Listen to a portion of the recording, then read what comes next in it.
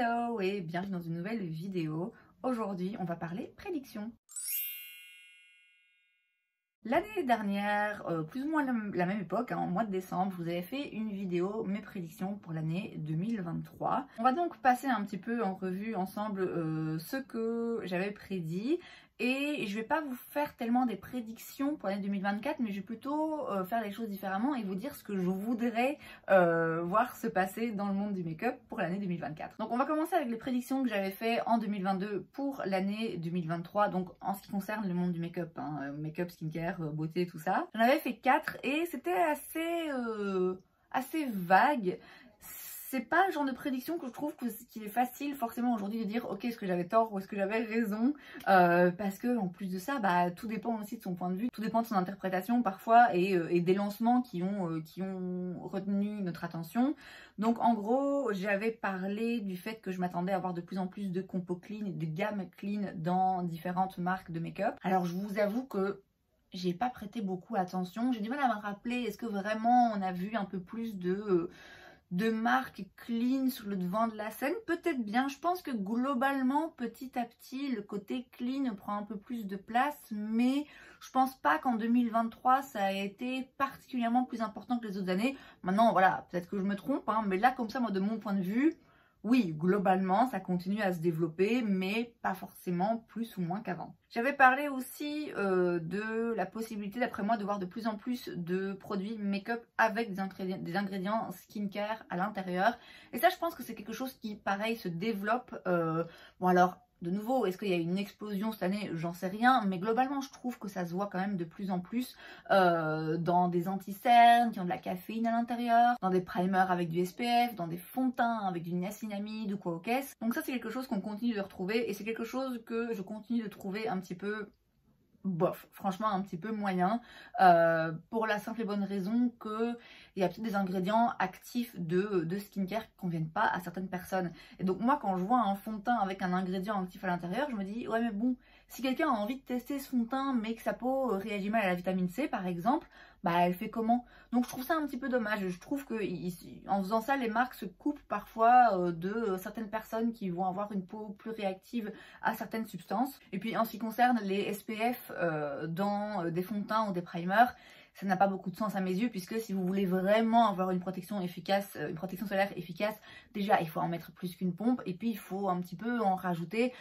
Donc voilà, c'est pas quelque chose que moi je trouve très malin de la part des marques, mais oui, effectivement, on continue de voir des ingrédients skincare dans du make-up, notamment les fonds de teint, les anti-cernes, les primers. J'avais ensuite prédit en 2023 qu'on verrait des routines un petit peu simplifiées et donc qu'on s'éloignerait de plus en plus de ce truc de mettre un primer, un fond de teint, un anti-cerne, une poudre, un bronzer, un blush, un highlighter et qu'on allait être de plus en plus simple et se dire ben voilà, on se contente peut-être juste d'un peu d'anti-cerne, d'un petit peu de bronzer, on fait un teint vraiment simplifié. C'était déjà un petit peu le cas et ça s'est confirmé, notamment je crois que c'est beaucoup cet été qu'on a vu l'esthétique Clean Girl. Alors après je pense pas que ça se vérifie forcément partout parce que finalement toutes les marques ont quand même sorti plein de produits pour faire un teint complet. À un certain moment c'est vrai qu'on a vu, en tout cas j'ai l'impression qu'on a vu pas mal de produits notamment pour les yeux. Vous voyez des one and done où vous mettez juste un petit produit, un petit voile de paillettes ou un petit stick sur les paupières et hop c'est bon, c'est terminé, et qu'on s'éloignait un petit peu du look fard à paupières où on fait 10 étapes et puis finalement là vers la deuxième moitié de l'année, on a vu réapparaître pas mal de palettes. Donc je pense que ça s'est vérifié pour peut-être une petite partie de l'année, mais pas dans la globalité. Et enfin, j'avais parlé de la possibilité de voir un petit peu de changement dans les marques sur le marché. Pas tellement de voir des fermetures de marques présentes depuis longtemps. Je ne sais même pas si ça a été le cas. Il y a sûrement des marques qui ont fermé, mais là, comme ça ne me vient pas. Mais j'ai pensé que peut-être les marques implantées dans le marché du make-up depuis des années allaient sentir de plus en plus la menace de marques de célébrités qui continuent de se développer et allaient être un petit peu obligées de se réinventer. Et je pense que globalement ça a été le cas. Alors notamment ABH avait déjà commencé sa renaissance, mais elle a vraiment confirmé son grand retour, notamment avec la palette Cosmos qui a fait un tabac. Alors certes, il y a toujours des marques, des nouvelles marques qui arrivent sur le marché, notamment des marques de célébrités. Je vous avoue que moi, vous savez, voilà, j'évite d'en parler parce que ça m'énerve un petit peu.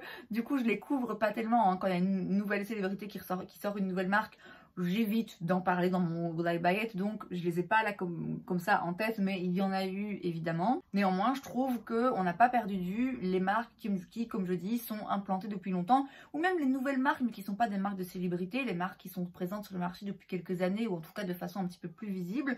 Et je trouve qu'on a eu de la part de grosses marques comme ça, des produits intéressants, des lancements intéressants, peut-être un petit peu parfois différents de ce qu'ils ont l'habitude de faire. Je pense aussi à Charlotte Tilbury qui est hyper présente sur les réseaux alors que c'est une marque qui existe depuis des années et qui arrive à rester en fait sur le devant de la scène et à pas se faire détrôner par les nouvelles arrivées. Donc finalement je pense que effectivement les marques bien implantées sur le marché du make-up ont réussi à se réinventer et à rester sur le devant de la scène. On passe maintenant à, non pas mes prédictions pour l'année 2024, mais plutôt mes envies.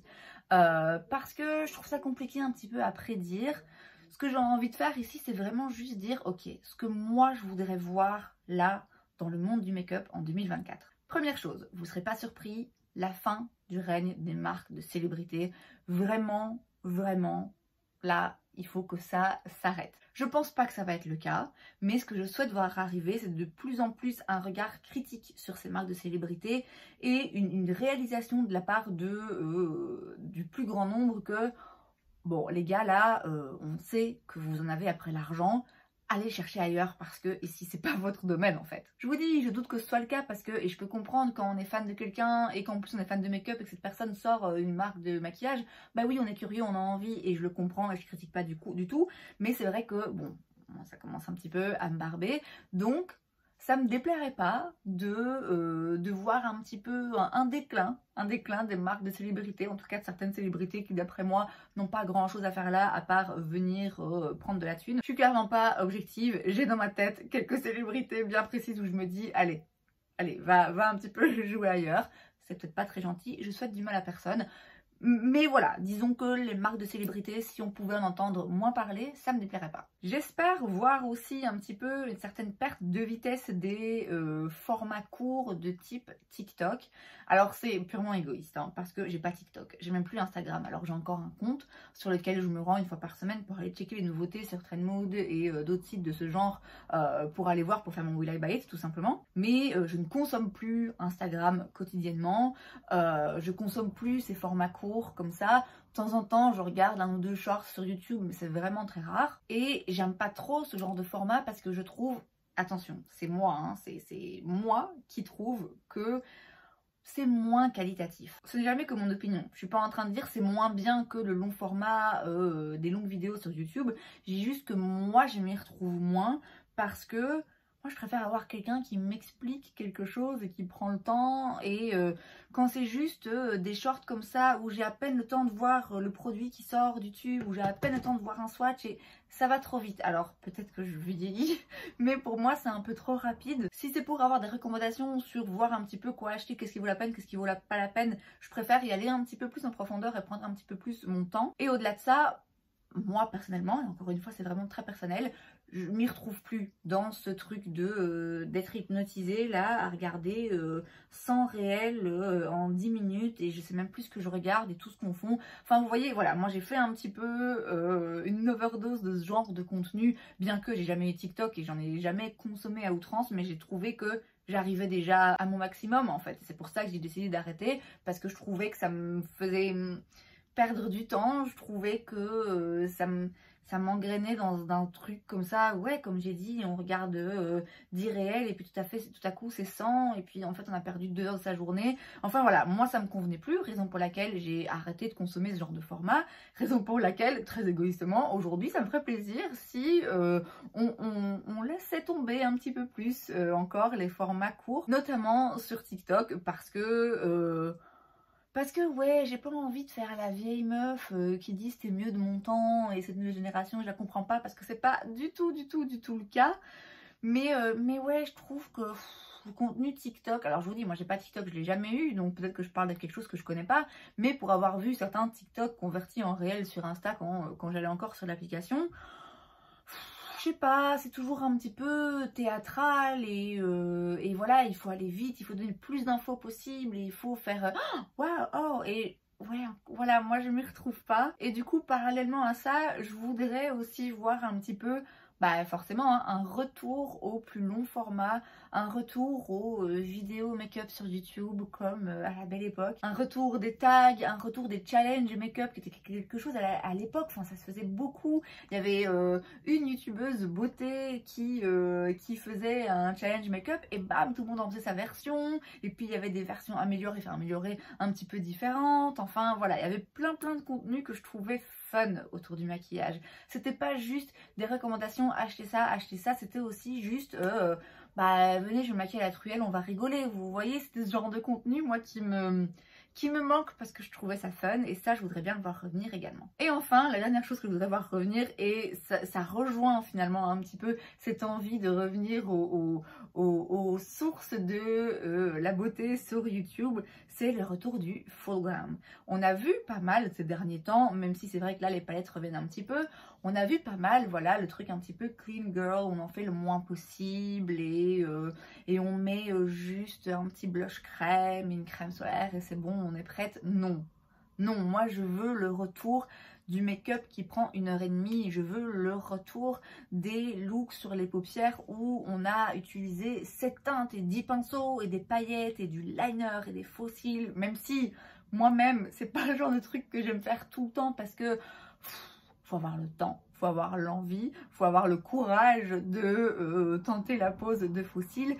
Mais c'est vraiment quelque chose que je trouve on voit de moins en moins. En tout cas, moi, je vois de moins en moins. Après, peut-être que je regarde de mauvais endroits, mais je le vois de moins en moins et je veux voir un retour de ces tendances. Et d'ailleurs, je pense que bientôt, je vais faire une petite vidéo un petit peu throwback où je vais réutiliser des favoris make-up, des produits cultes de cette époque, on va dire, allez, entre 2016 et 2018 et me maquiller avec ces produits qui, voilà, aujourd'hui, forcément, sont en perte de vitesse, mais qui étaient à l'époque dans toutes les armoires make-up des passionnés. Je veux revisiter un petit peu cette époque et donc vous l'aurez compris, je voudrais que on voit un petit peu un retour à cette tendance full glam de se dire allez hop, on fait son make-up, on y va à fond, on utilise tout ce qu'on a. Donc écoutez, voilà ma liste d'envies en gros pour les tendances, pour ce que je veux voir arriver ou revenir sur le devant de la scène dans le monde du make-up pour l'année 2024. Et puis bah, je vous donne rendez-vous tout au long de l'année pour voir si ça se vérifie ou pas. Et c'est donc tout pour cette vidéo, j'espère que ça vous a plu. Si c'est le cas, n'hésitez pas à laisser un like. Vous pouvez aussi vous abonner à ma chaîne parce que c'est gratuit, donc pourquoi pas. Et moi, je vous vois la prochaine fois. Bye!